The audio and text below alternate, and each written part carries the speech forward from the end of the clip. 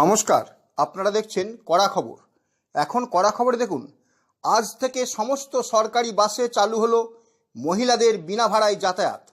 তা সে local bus হোক কিংবা দূরপাল্লার বাসেই হোক, এর জন্য সঙ্গে থাকতে হবে আধার কার্ড, ভোটার কার্ড অথবা সরকার নির্ধারিত যে কোনো একটি পরিচয়পত্র।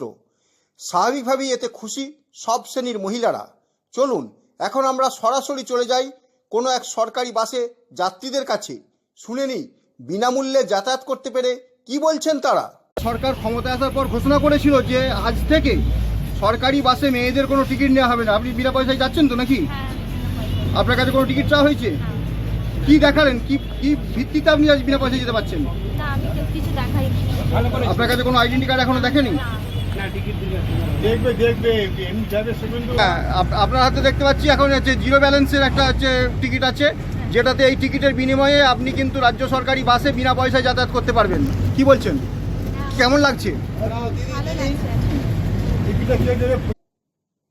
যাত্রীদের কথা তো আমরা শুনলাম, এরপর আমরা যাব বাসের কন্ডাক্টরের কাছে। তার কাছ থেকে শুনে নেব বিনা টিকিটের যাত্রীদের জন্য কি ব্যবস্থা আছে তার বাসে। দাদা, রাজ্য সরকার ঘোষণা অনুযায়ী আজ থেকে মেয়েরা যখন বিনা পয়সায় যাতায়াত করছে, তাদের কি টিকিটের ব্যবস্থা দিচ্ছেন আপনি? এই তো জিরো ব্যালেন্সে কুপনটা দিচ্ছে।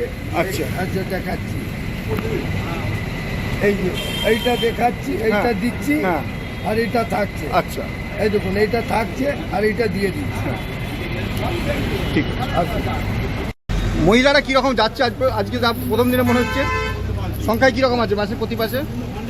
মোটামুটি যেরকম ছিল সেরকমই আছে। সংখ্যা একটুখানি আর আনন্দ বেড়েছে। হ্যাঁ, আসছে সব লেডিসগুলো। এই তো। আপনি কি আপনার খবর সরাসরি সম্প্রচার করতে চান অথবা আপনার এলাকার খবর দেখাতে চান?